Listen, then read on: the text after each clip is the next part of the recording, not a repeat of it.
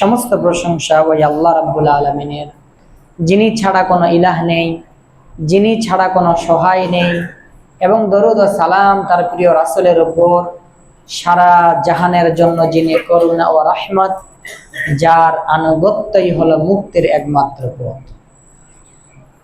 পবিত্র কোরআনের 2 নম্বর সূরা সূরাতুল বাকারার প্রথম 5টি আয়াত আমি আপনাদের সামনে তেলাওয়াত করেছি।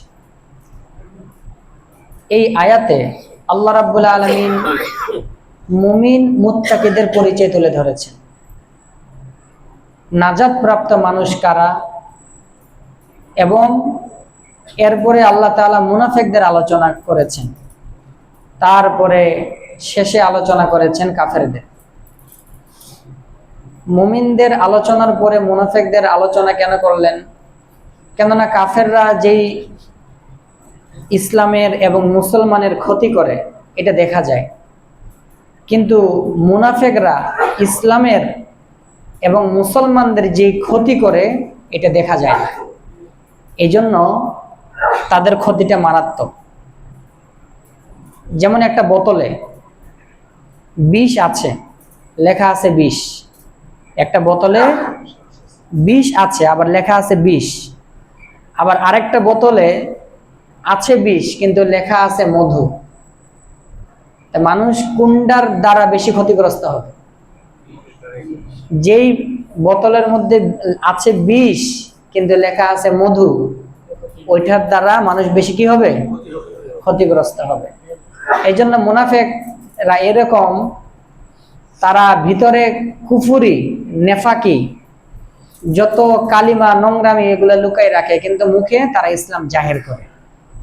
এজন্য আল্লাহ পবিত্র কোরআনে বলেছেন, ইন্নাল মুনাফিকিনা ফিদ দারকিল আসফালি মিনান নার, জাহান্নামের সবচেয়ে নিম্নতর স্তরে যারা থাকবে, কারুন, হামান, ফেরাউন, আবু জেহেল, উতবা, শাইবা, উমাইয়া বিন খালফ, এদের সাথে মুনাফিকরা সেই জাহান্নামের নিম্ন স্তরে থাকবে। মুনাফিকদের এটা শাস্তি।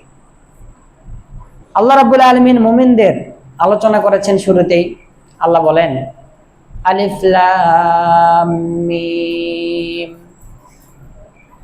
তাফসীরের কিতাবে আছে আল্লাহু আ'লামু বিমুরাদিহি বিযালিকা, অথবা আল্লাহু ওয়া রাসূলুহু আ'লামু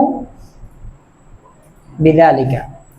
আলিফ লাম মিম এই তিনটা অক্ষরের শব্দগত শব্দের অর্থের জ্ঞান, এই তিনটা অক্ষরের তাফসীরের জ্ঞান আল্লাহ রাব্বুল আলামিন ছাড়া, অথবা আল্লাহ এবং তার রাসূল ছাড়া পৃথিবীর আর কোনো মানুষকে এই অক্ষরগুলোর জ্ঞান দান করা হয়নি। কারণটা কি? শুরুতেই আল্লাহ এমন শব্দ আনলেন যেটার অর্থই পুরা দুনিয়ার মানুষ জানে না, কিন্তু যালিকাল কিতাবুল লা রাইবা ফি থেকে তরজমা শুরু হয়, তাফসীর শুরু হয়, আল্লাহর কথা বলা শুরু হয়, এগুলো মানুষ জানে। 2 নম্বর আয়াত থেকে মানুষ সবকিছুই জানতে পারে, কিন্তু 1 নম্বর যেটা আয়াত, এটার অর্থ আল্লাহ কাউকে শিক্ষা দিলেন না। তার কারণটা কি? তার কারণ হচ্ছে, দুনিয়ার মানুষ যত বড়ই হোক, ধন সম্পদের লাইনে হোক, ক্ষমতার লাইনে হোক, বা শিক্ষাগত লাইনে হোক, যখন সে আল্লাহর কোরআনের জ্ঞান অর্জন করতে আসবে, তখন শুরুতে তাকে আলিফ লাম মিম পড়তে হবে, ঠিক কিনা? এবং পড়ার সময় যেহেতু আল্লাহ তাআলা এর জ্ঞান কাউকে দান করেন নাই, সেহেতু সে আল্লাহর দরবারে এই কথা স্বীকার করতে হবে যে আল্লাহ, আমি কিছুই জানি না।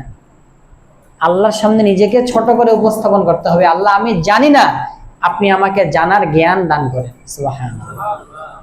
এই জন্য আল্লাহর সামনে, আল্লাহ, মানুষেরা যেন আল্লাহর সামনে নিজেকে ছোট করে দেয়, আল্লাহর সামনে বিনয় প্রকাশ করে।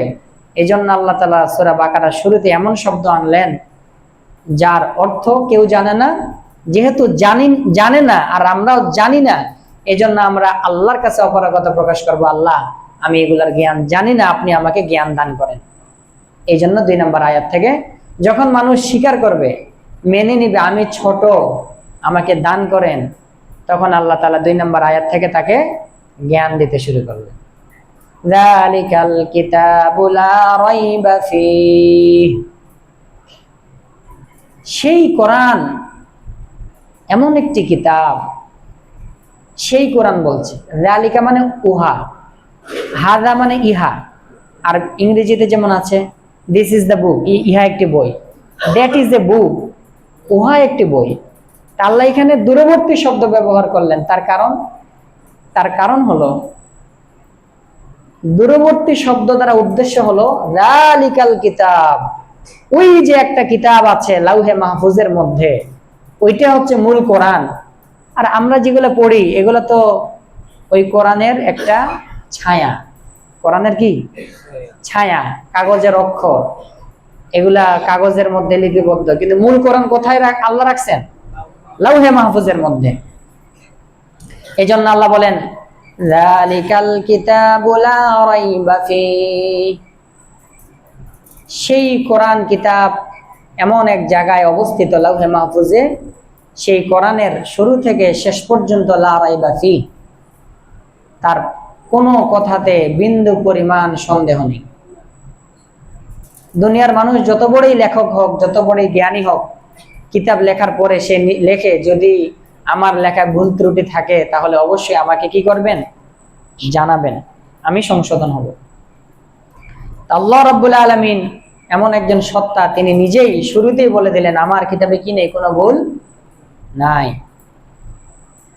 যেহেতু ভুল নাই, এজন্য তারপরে আল্লাহ বলেন হুদান লিল মুত্তাকিন। হুদান আই হাদিন, আরবিতে অনেকগুলো শব্দ আছে মাজদার, এগুলো ইসমে ফাইলের অর্থে ব্যবহৃত হয়। অর্থাৎ হাদিন লিল মুত্তাকিন, হাদিন মানে পথ প্রদর্শনকারী। এখন পথ প্রদর্শন কাকে করে? এই কোরআন পথ প্রদর্শন করে, রাস্তা দেখায়। কাকে রাস্তা দেখায়? লিল মুত্তাকিন, যারা আল্লাহকে ভয় করে। সুবহানাল্লাহ। তার মানে এখান থেকে বুঝতে পারলাম, যারা আল্লাহকে ভয় করে না, যারা আল্লাহর নাফরমানি করে, যারা রাসূলের নাফরমানি করে, কোরআন তাদেরকে জান্নাতের পথ দেখায় না। কেন দেখায় না? তার কারণ হচ্ছে, আপনি একটা কোম্পানিতে চাকরি করতে গেলেন, ইন্টারভিউ দিলেন, আপনি টিকলেন। যখন আপনি তাদের কাছে দরখাস্ত দিয়ে তাদের কোম্পানিতে জয়েন করলেন, তখন কোম্পানি মালিক কর্তৃপক্ষ আপনাকে কোম্পানির বিভিন্ন আইন বিধিবিধান আপনার উপর প্রয়োগ করবে, ঠিক কিনা? আপনি আপনার ছেলেকে স্কুলে ভর্তি করলেন, মাদ্রাসায় ভর্তি করলেন, যখন আপনি ভর্তি করতে যাবেন, ভর্তি করে ফেললেন, তখন ওই স্কুলের শিক্ষকরা আপনার ছেলের উপরে আইন কানুন প্রয়োগ করবে, আপনার ছেলেকে শিক্ষা দিবে, জ্ঞান দিবে। না হয়তো রাস্তায় অনেক ছেলেরা, টোকাই ছেলেরা ঘোরাফেরা করে, অনেক যারা শ্রমিক ভাইরা রিক্সা চালায়, ভ্যান চালায়, শিক্ষকরা কি তাদেরকে ধরে ধরে আনে, জ্ঞান দেয়, শিক্ষা দেয়? যারা তাদের কাছে ভর্তি হয় তাদের কাছে শিক্ষা দেয়। তো স্কুলে যেমন যারা ভর্তি হয় তাদেরকে যেমন ভর্তি হতে গেলে তখন শিক্ষা দিবে, কোম্পানিতে জয়েন করলে তখন আপনাকে বেতন দিবে, কাজ দিবে, ঠিক তদ্রূপ যারা আল্লাহর পথে আগে অগ্রসর হয়, এই কোরআন তাদেরকে জান্নাতের রাস্তা দেখায়। সুবহানাল্লাহ। তার মানে যারা আল্লাহর নাফরমানি করে তাদেরকে আল্লাহর এই কোরআন রাস্তা দেখাবে না। তাহলে বুঝলাম এই লাউহে মাহফুজের কোরআন, এটা মানুষকে রাস্তা দেখায়, জান্নাতের রাস্তা দেখায় মুত্তাকিদেরকে। এখন মুত্তাকি কারা? এই মুত্তাকিদের পরিচয় আল্লাহ তুলে ধরেছেন। আল্লাযীনা ইউমিনুনা বিল গায়ব, মুত্তাকিদের এক নাম্বার সিফাত গুণ, যারা গায়েবের প্রতি বিশ্বাস স্থাপন করে। গায়েব কাকে বলে? গায়েব বলা হয় পঞ্চ ইন্দ্রিয় দিয়ে যে জিনিসকে অনুভূত করা যায় না। বাসিরা, সামিআ, শাম্মা, যায়িকা, লামিসা। শ্রবণ শক্তি, দৃষ্টি শক্তি, নাসিকা শক্তি, স্বাদ আস্বাদন শক্তি এবং শরীরের ত্বক, চামড়া। এই পাঁচটা জিনিস দিয়ে যদি আপনি কোনো কিছু অনুভব করতে না পারেন, সেটা হলো গায়েব। সেটা কি? আপনি দূর থেকে দেখলেন এই দেয়ালের রং সাদা, এখন আপনার চোখ অন্ধ, আপনি কি হাত দিয়ে নাড়ে বুঝতে পারবেন এটা রং সাদা না কালা? হাত দিয়ে বুঝতে পারবেন? আপনার সামনে বিরিয়ানি, আপনি চোখ দিয়ে কি মজা নিতে পারবেন? বিরিয়ানি তো খাইতে হয়, খাবার মজা নিতে পারবেন? এই বিরিয়ানি আপনার জিভায় দিতে হবে, ঠিক কিনা? তারপর আপনার কোন একটা জিনিস শক্ত না নরম, এটা চোখ দিয়ে বোঝা যায় না, কান দিয়ে বোঝা যায় না, নাক দিয়ে বোঝা যায় না, এটা হাত দিয়ে ধরতে হয়।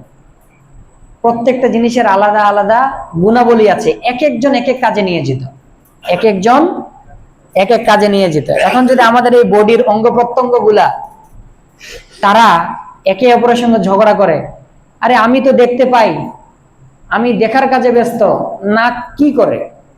নাকের কোনো কাজ নেই। নাক তুমিও আসো, তুমিও দেখা শুরু করো, হবে? হাত এটা যে কোনো জিনিসকে ধরে অনুভব করতে পারে এটা কি মজবুত কিনা। পা, আপনি যে রাস্তা দিয়ে হাঁটবেন, হাতি দেখবেন ব্রিজের উপরে উঠে না, হাতি ব্রিজের উপরে উঠতে গেলে আগে ডান পা দিয়ে কি করে দেখে তার ওয়েট নিতে পারবে কিনা, তার ওই জ্ঞান আল্লাহ তাকে দিয়েছে। তাহলে হাতের এক কাজ।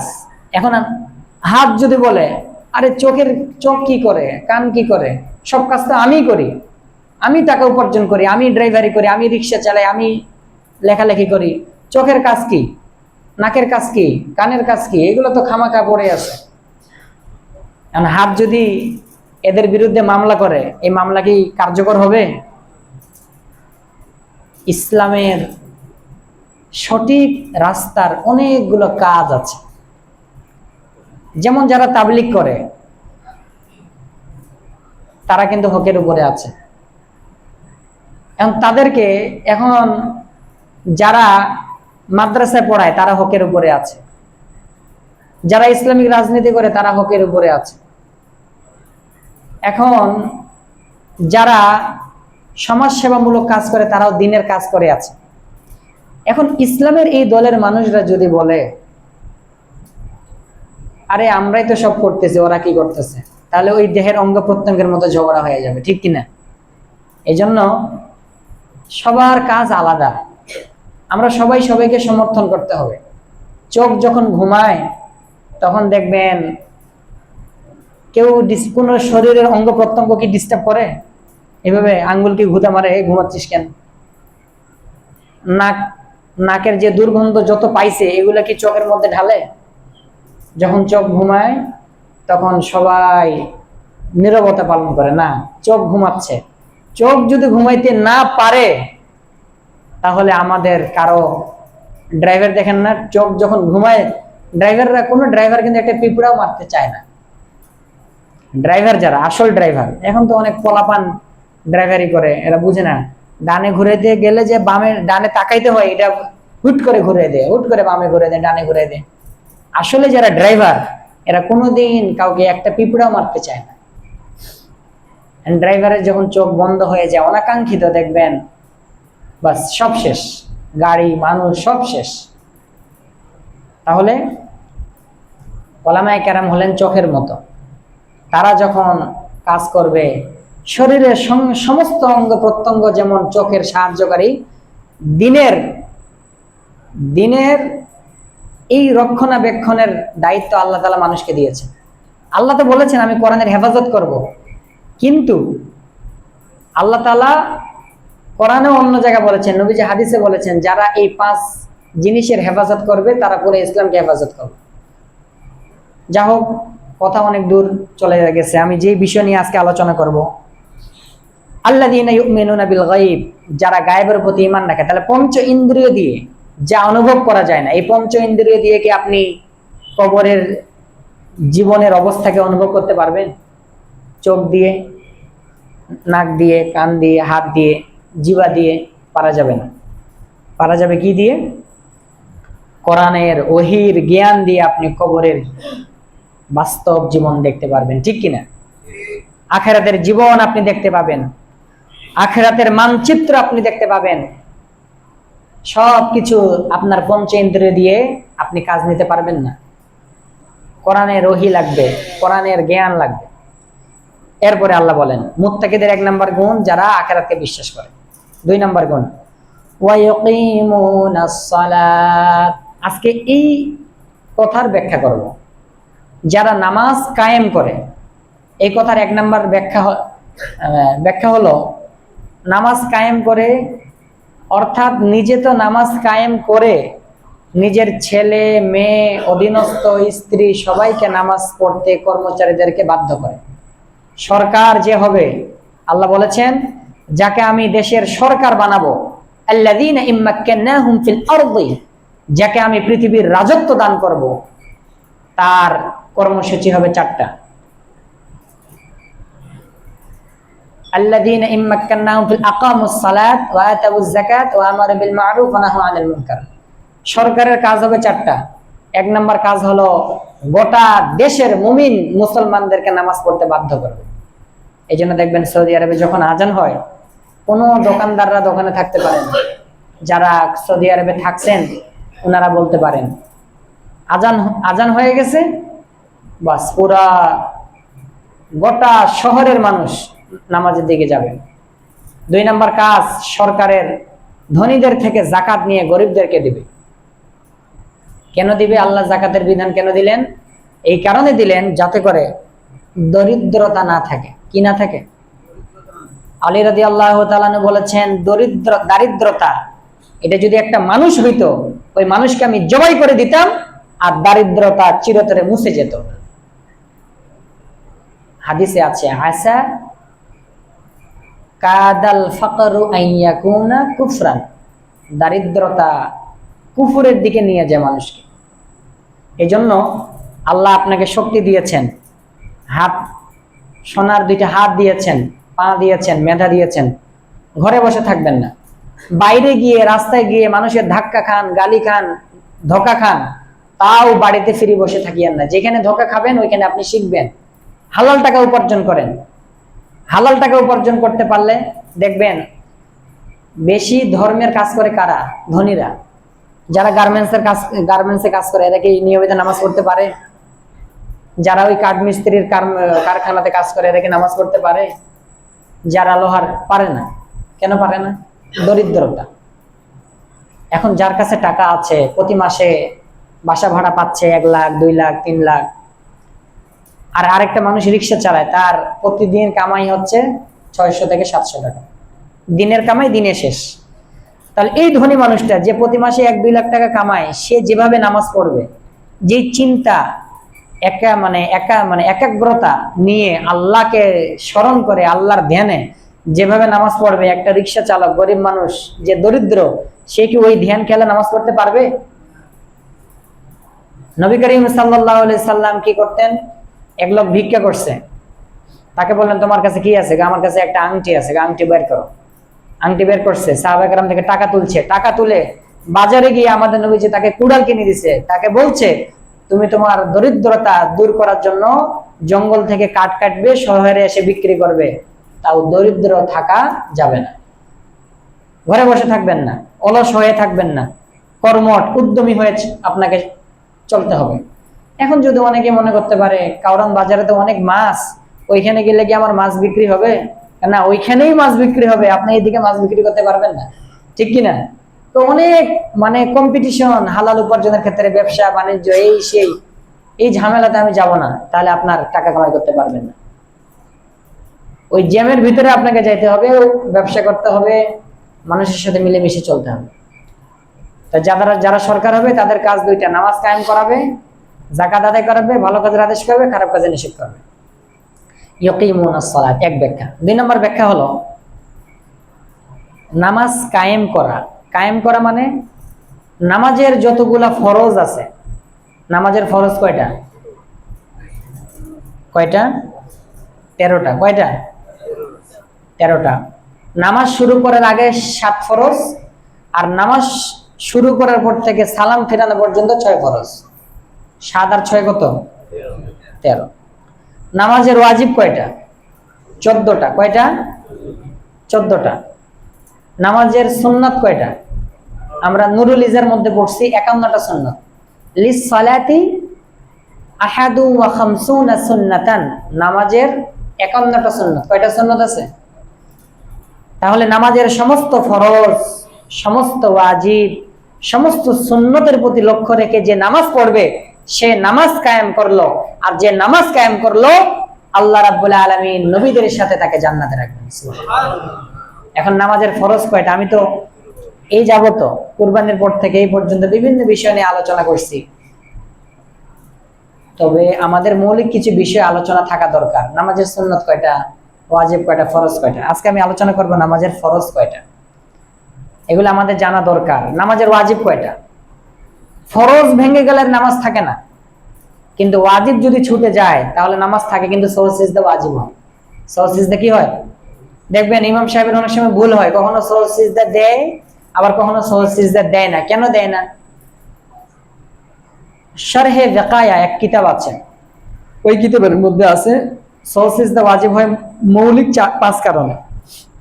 ওয়াজিব ছুটে গেলে, ওয়াজিবকে বারবার করলে, যেমন সূরা ফাতিহা পড়া ওয়াজিব, এটা আপনি ছেড়ে দিলেন, ওয়াজিব ছেড়ে দিলেন, সওয়াজ সিজদা ওয়াজিব। আবার সূরা ফাতিহা একবার পড়ছেন কিন্তু মনে পড়তেছে না পড়ছেন কিনা, আবার পড়লেন, তো সওয়াজ সিজদা ওয়াজিব। ওয়াজিব ছেড়ে দিলে, ওয়াজিব আবার করলে তাকরারে রকন, আপনি সিজদা করলেন 2টা কিন্তু মনে হচ্ছে একটা করলাম, আবার 3টা করলেন, সওয়াজ সিজদা ওয়াজিব। ইমাম সাহেব বা নিজে যদি কোন একটা ভুলের উপর 3 তাসবিহ পরিমাণ সময় অটল থাকে, যেমন ইমাম সাহেব জুমার নামাজে 2 রাকাতে বসবেন, বসে সালাম ফিরাবেন, ঠিক না? এখন আমি ভুলে, ইমাম সাহেব ভুলে 2 রাকাতে জুমার নামাজে না বসে দাঁড়াই গেল, দাঁড়াই যাওয়ার পর উনি যদি সঙ্গে সঙ্গে যদি মুক্তাদি লোকমা দেয়, আল্লাহু আকবার বলে, দাঁড়ানোর পর সোজা হয়ে দাঁড়াইছে, তারপর যদি ইমাম সাহেব লোকমা সঙ্গে সঙ্গে লোকমা পাওয়ার সঙ্গে বসে যায়, তাহলে নামাজ হয়ে যাবে, সওয়াজ সিজদা দেওয়া লাগবে না। কিন্তু ইমাম সাহেব 2 নাম্বার রাকাতে দাঁড়ানোর পর দাঁড়াই আছে এবং 3 তাসবিহ পরিমাণ সময় অতিবাহিত হয়ে গেছে, তাহলে তারপরে সে বসছে, তারপরে তার কি হবে? তাহলে কি হবে? সওয়াজ সিজদা ওয়াজিব হবে। আচ্ছা, যা হোক, নামাজের ফরজ 13টা। নামাজ শুরু করার আগে 7 ফরজ। 1 নাম্বার ফরজ হচ্ছে পুরা শরীরকে পাক পবিত্র করা। পুরো শরীরকে কি করা?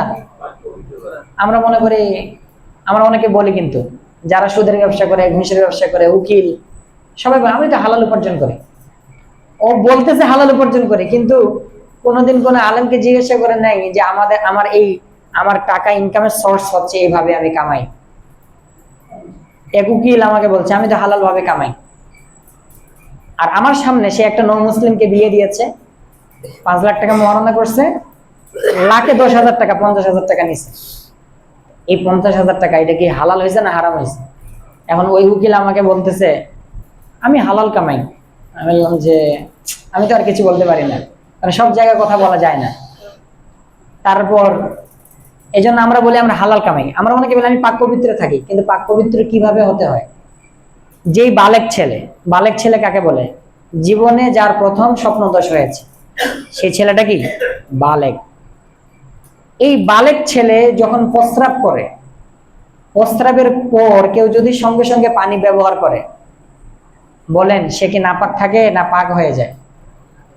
হ্যাঁ, মনে হয় যে পাক হয়ে গেল, কিন্তু না। পুরুষেরা প্রস্রাব করার পর যতই পানি ব্যবহার করুক, যখন সে হাঁটা চলাফেরা করে, তারপরে সে 2-1 ফোঁটা মানে প্রস্রাবের ফোঁটা, ছিটা ফোঁটা তার লিঙ্গ থেকে বের হয়। এই জন্য বালেক পুরুষদের জন্য প্রস্রাব করার পর ঢিলা কুলুক ব্যবহার করাটা ওয়াজিব। এটা কি ওয়াজিব? তো দূরের কথা, এটা ব্যবহার করা ফরজের মতো। কেননা এটা যদি সে ঢিলা কুলুক ব্যবহার না করে, পানি ব্যবহার করে, চেন লাগাই দিল, লুঙ্গি ছাড়ি দিল, তারপরে হাঁটলো, তারপর 2-1 ফোঁটা প্রস্রাব বাইর হইলো, প্যান্টে লাগলো, লুঙ্গিতে লাগলো, ওগুলা শরীরে লাগলো, তার কোনো খবরই নেই। সে বলছে আমি তো পাক পবিত্র, উজু করে আসলাম। হুজুর এখনই উজু করে আসছে। উজু করে আসছেন, আপনার কি শরীর পাক আছে? প্রস্রাব করার পর প্রত্যেকটি বালেক পুরুষকে ঢিলা কুলুক ব্যবহার করাটা ওয়াজিব। যদি সে ব্যবহার না করে, যতই সে উজু করুক, নামাজ পড়ুক, তার উজুও হবে না, নামাজও হবে না। হবে? হবে না। 2 নাম্বার কাপড় পাক হওয়া। 1 নাম্বার ফরজ শরীর পাক, 2 নাম্বার ফরজ কি? কাপড় পাক। কি হইতে হবে? কাপড় পাক হইতে হবে। এখন কাপড় পাক করার নিয়ম আমরা জানি না। আপনার লুঙ্গিতে প্রস্রাব লাগছে, প্রস্রাবটা কি করবেন, আগে প্রস্রাবের নাপাকিটা ধুয়ে ফেলতে হবে। কি করতে হবে? ধুয়ে ফেলতে হবে নাপাকিটা। তারপরে এই পানি দিয়ে এইভাবে ধুয়ে একবার চিপবেন, আবার পানি দিয়ে এবার ধুয়ে আবার 2 বার চিপবেন, আবার এভাবে পানি দিয়ে দিয়ে আবার 3 বার চিপবেন, বাস এটা পাক হয়ে গেল। অনুরূপভাবে ফরজ গোসল যখন ওয়াজিব হয়, মানুষের বীর্য যখন কাপড়ে লাগে, নিয়ম কি 3 বার ধুলে শেষ? না, 3 বার না, 3 বারের আগে আপনাকে আগে ওই নাপাকিটা কি করতে হবে? দূর করতে হবে, নাপাকিটা দূর করতে হবে। তারপরে ওইটা পানি দিয়ে 3 বার ধুয়ে 3 বার চিপতে হবে, তাহলে সেটা পাক হয়ে গেল। তাহলে শরীর পাক করা, কাপড় পাক করা। যেই জায়গায় নামাজ পড়বেন, নামাজের জায়গাটা পাক হইতে হবে। মনে করেন মাটি না পাক, আপনি জায়নামাজ বিছাইয়ে নামাজ পড়লেন, নামাজ হয়ে যাবে, সমস্যা নেই। সতর ঢাকা, সতর কাকে বলে? যেই ছেলেটা বালেগ, যেই ছেলেটা কি বালেগ, তার নাভি থেকে হাঁটুর নিচ পর্যন্ত, এই পর্যন্ত 24 ঘন্টা তার এই সতর ঢেকে রাখাটা ফরজ। তাই সতর ঢেকে রাখা কি ফরজ। তবে সে যখন বাথরুমে যাবে বা গোসল করতে যাবে, যদি তার কাপড় না থাকে, তাহলে কাপড় হীন অবস্থায় সে গোসল করতে পারে, জায়েজ আছে, কিন্তু অনুচিত, ফেরেশতারা লজ্জা পায়। অথবা সে যখন স্ত্রীর কাছে যাবে সেটা ভিন্ন কথা, কিন্তু যখন সাধারণ মানুষের সাথে চলাফেরা করবে, একটা বালেগ ছেলে তার নাভি থেকে হাঁটু পর্যন্ত ঢাকানোটা কি ফরজ। এজন্য ফুটবল খেলাও হারাম, দেখাও হারাম। কেন? যারা ফুটবল খেলে এরা কি হাঁটুর নিচে কাপড় পরে নাকি উপরে? হাফ প্যান্ট পরে, হাফ প্যান্ট, হাঁটু বের হয়ে থাকে। একটা পুরুষ হাঁটু বের করলে যেমন কবিরা গুনাহ, তার অন্য যত পুরুষ যত নারী তার হাঁটু দেখবে, প্রত্যেকের এই কবিরা গুনার, প্রত্যেকের আমলনামায় কবিরা গুনাহ জমা হবে। এই জন্য অনেক ছেলেরা দেখা যায়, শিক্ষিত ছেলেরা, শিক্ষিত সমাজ, হাফ প্যান্ট পরে ঘুরতেছে, মানে জানেও না, অথচ এগুলা কিন্তু শিখার জন্য আপনার স্কুলের মতো 5 বছর 10 বছর পড়া লাগে না। নামাজ কালাম, রোজা, ওযু, কালাম, নামাজ, গোসল, কিন্তু জানেই না, এগুলো জানার কোনো প্রয়োজনই মনে করে না। তো নামাজ ফরজের জন্য, নামাজ সহি শুদ্ধ হওয়ার জন্য কি পরিমাণ ঢেকে রাখা ফরজ? নাভি থেকে হাঁটু পর্যন্ত, বাস তার নামাজ হয়ে যাবে। শার্ট পরলেও, গেঞ্জি পরলে নামাজ হয়ে যাবে। তবে সুন্নাহ কি? সুন্নাহ রাসূল করিম সাল্লাল্লাহু আলাইহি ওয়াসাল্লাম পাঞ্জাবি পরে নামাজ পড়েছেন, নিসফে সাক জামা পরেছেন, তারপরে পাগড়ি পরেছেন, টুপি পরেছেন। এই তারপরে 5 নাম্বার ফরজ হলো কিবলামুখী হওয়া। কিবলামুখী, পশ্চিম, পূর্ব, পশ্চিম, উত্তর, দক্ষিণ, প্রত্যেকটা দিক, যে দিকগুলো আছে এগুলা 90 অ্যাঙ্গেল করে, 90 অ্যাঙ্গেল। আমরা যে দাঁড়াই কিবলামুখী হয়ে, আমরা 90 এর অর্ধেক কত? 45। এই 45 বরাবর আমরা দাঁড়াই। এখন আপনার বডি যদি ঘুরতে ঘুরতে 40 পর্যন্ত যায়, তাহলে আপনার নামাজ হবে 24 অ্যাঙ্গেল পর্যন্ত। যদি 46 বা 45, তো যদি আপনার, হ্যাঁ 45, আমরা মধ্যখানে দাঁড়াই, যদি 46 পর্যন্ত ঘুরে যায়, তাহলে নামাজ ভেঙে যাবে। এই জন্য ফিকহের কিতাবে আছে, ইসলামিক আইনের কিতাবে বা হাদিসের কিতাবে আছে, আপনি কোথাও গেলেন সৌদি আরবে, কোনো মরুভূমিতে, কোনো জঙ্গলে, এমন জায়গা আপনি কেবলা খুঁজে পাচ্ছেন না, আপনার উচিত কি? সর্বপ্রথম ওই এলাকার মানুষদেরকে জিজ্ঞাসা করা, ভাই পশ্চিম কোন দিকে, কেবলা কোন দিকে। যদি মানুষ জিজ্ঞাসা করার আপনি মানুষ না পান, তাহলে আপনাকে হাদিসের কিতাবে আছে তাহাররি করতে হবে। তাহাররা, ইয়াতাহাররা মানে গবেষণা করা, যে আমি চিন্তা করবেন, আমি ওইদিকে আসলাম, ওইদিকে রাস্তায় এইটা, এদিকে এদিকে এদিকে, নিশ্চয়ই আপনার মন যখন সাক্ষী দিবে পশ্চিম এইটা, এইদিকে, তাহলে ওই দিকেই ঘুরে আপনাকে নামাজ পড়তে হবে। অনেকে কি করে, ট্রেনে নামাজ পড়ে, ট্রেনে যেভাবে নামাজের জায়গা ওইভাবে নিয়ত বাঁধে নামাজ পড়া হবে না। আপনার কাছে কম্পাস আছে, কম্পাস না থাকলে আপনার কাছে কি আছে? চিন্তা আছে। আগে চিন্তা করতে হবে, ট্রেনটা যেহেতু এদিক থেকে এদিকে যাচ্ছে, যদি এলাকার মানুষকে খুঁজে পান, স্টেশনে দাঁড়ায় জিজ্ঞাসা করি পশ্চিম কোন দিকে, বা টিটিদেরকে জিজ্ঞাসা করতে হয়। জিজ্ঞাসা করা ছাড়া আমরা নামাজের নিয়ত বাঁধি, হবে না। কম্পাস দেখতে হবে, না হয় মানুষকে জিজ্ঞাসা করতে হবে। মানুষেরা যদি বলতে না পারে, তখন আপনাকে তাহাররি করতে হবে, গবেষণা করতে হবে। ট্রেনটা এদিকে যাচ্ছে, এদিকে যাচ্ছে, নিশ্চয়ই পশ্চিম এদিকে হবে, তাহলে আপনার মন যেদিকে সাক্ষী দেবে সেদিকে আপনাকে নামাজ পড়তে হবে।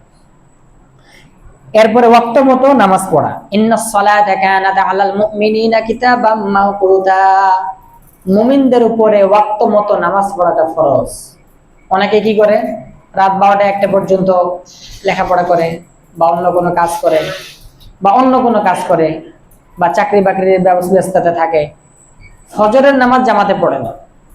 ফজরের সূর্য ওঠার আগ পর্যন্ত ফজরের ওয়াক্ত, যখনই ফজরের সূর্য উঠে যাবে নামাজের ওয়াক্ত শেষ, আপনার কবিরা গুনার একটা অংশ আপনার আমলনামে চলে যাবে। অনেকে কি করে 7টা 8টার সময় উঠে কাজা পড়ে, নিয়মিত কাজা পড়লে এক ওয়াক্ত কাজা করলেই তো 2,88,000 জাহান্নামের আগুনে জ্বলতে হবে। সেখানে যখন আমি নিয়মিত করব, ওইটা আরো তীব্রতর হবে, আরো বাড়বে।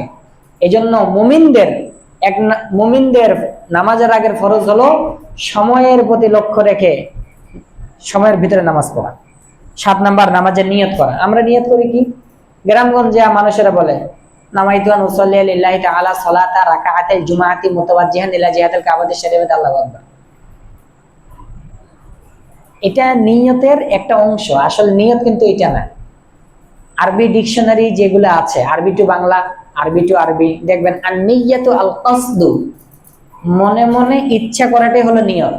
আপনি বাড়ি থেকে এই এখন আসছেন আসরের নামাজ পড়তে নাকি জুমার নামাজ পড়তে? আপনি যে জুমার নামাজের নিয়তে বাড়ি থেকে বের হয়েছেন, এটাই আপনার নিয়ত, এটাই কি আপনার, বাস ইমাম সাহেব আল্লাহু আকবার বলে আপনি আল্লাহু আকবার বলে বাস নামাজ হয়ে যায়। মনে মনে ইচ্ছাটা আমি আসর নামাজ 4 রাকাত ফরজ পড়তেছি, আল্লাহু আকবার।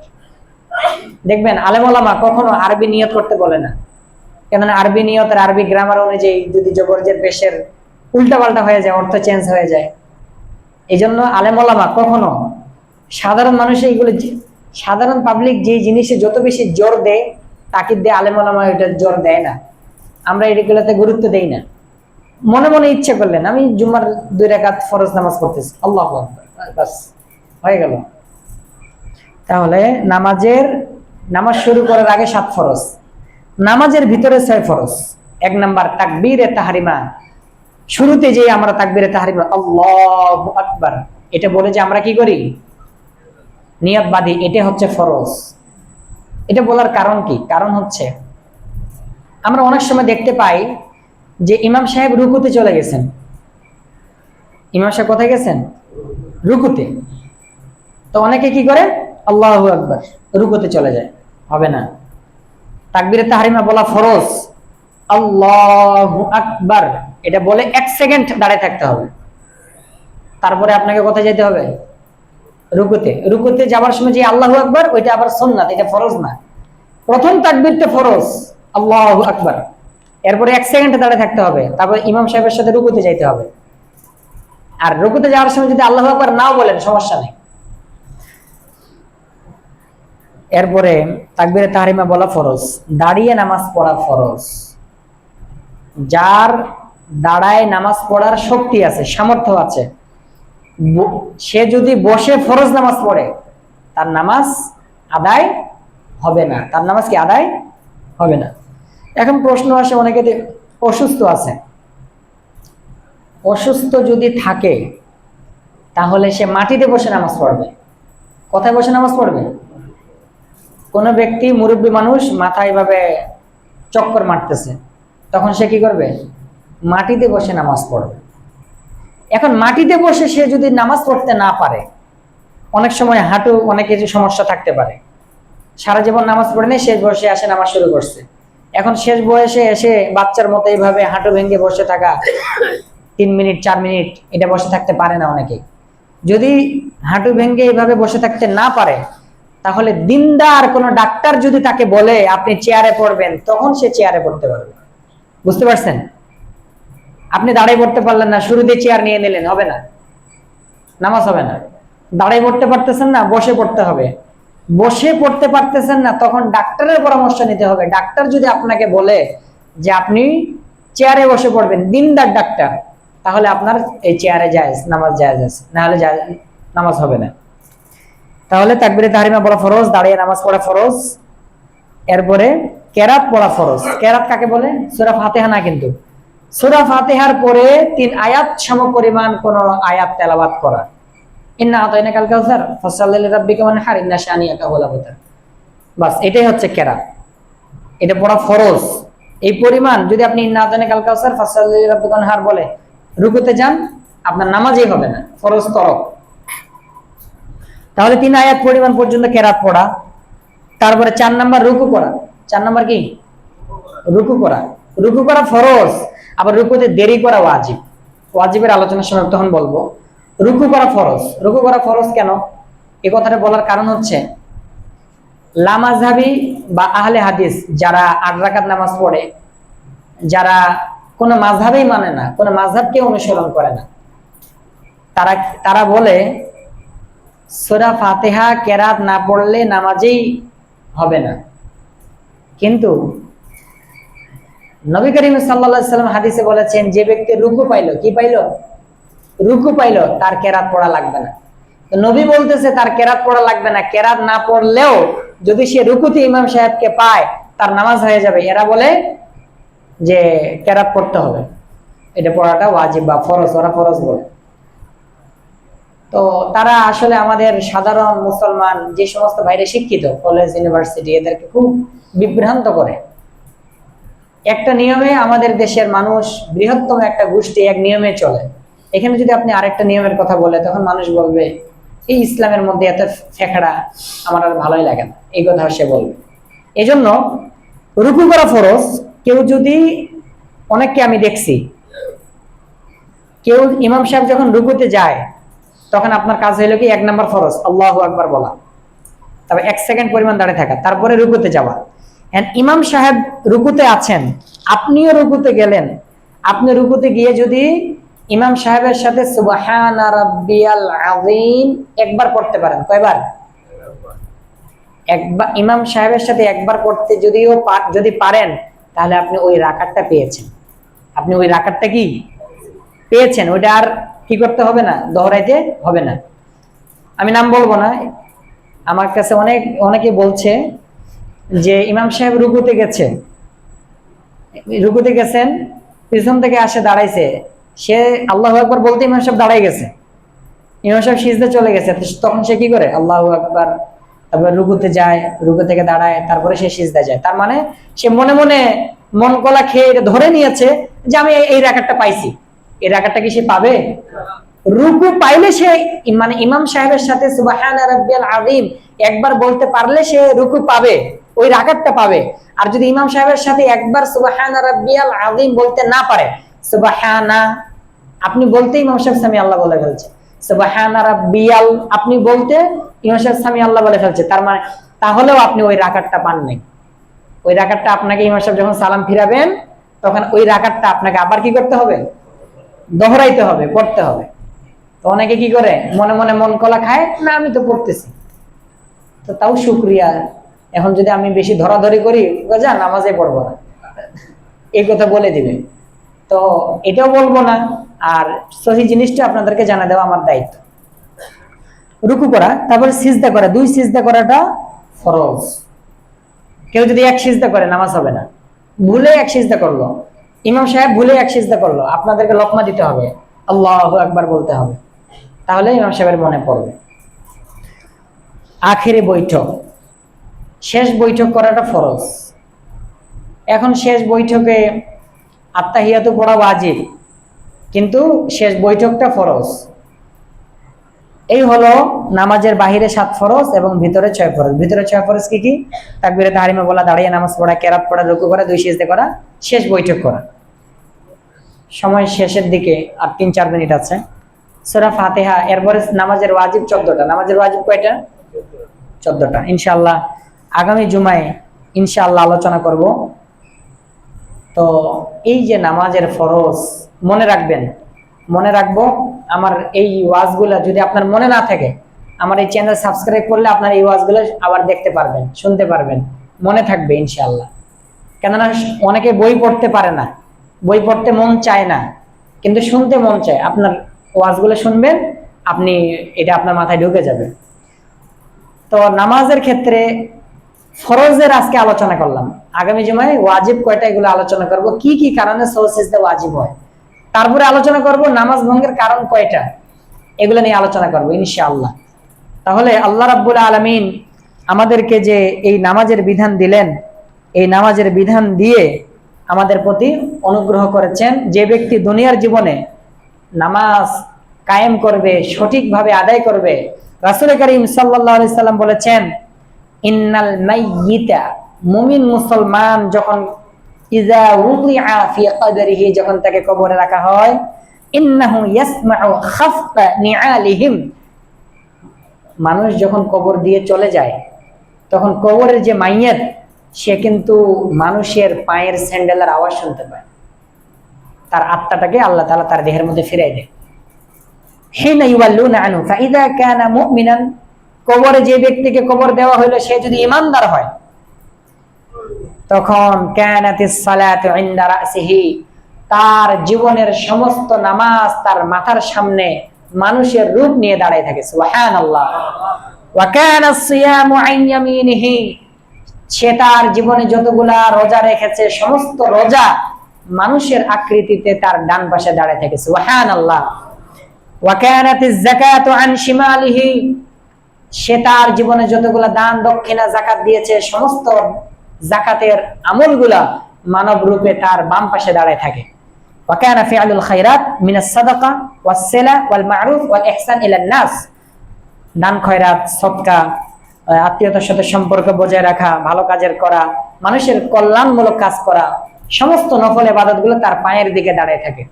যখন কবরের আযাব মাথার দিক থেকে আসে, নামাজ বলে এদিক থেকে আসতে পারবে না, এদিকে আমি নামাজ দাঁড়িয়ে আছি। সুবহানাল্লাহ। যখন নামাজ ঘুরে ডান দিক থেকে আসে, তখন তাকে রোজা তাকে বাধা দেয়, আমি এখানে দাঁড়িয়ে আছি, তুমি আসতে পারবে না। যাকাত দাঁড়ায় থাকে বাম পাশে, যখন আযাব বাম দিক থেকে আসে, যাকাত তাকে বাধা দেয়, আমি এদিকে দাঁড়িয়ে আছি, তুমি আসতে পারবে না। যখন আযাব পায়ের দিক থেকে আসে, তখন তার জীবনের সমস্ত নফল ইবাদত, ভালো কাজ পায়ের দিকে দাঁড়ায় থাকে, তার বলে, এই আযাব তুমি আসতে পারবে না, কেননা আমি এই মুমিন ব্যক্তিকে পাহারা দিচ্ছি। সুবহানাল্লাহ।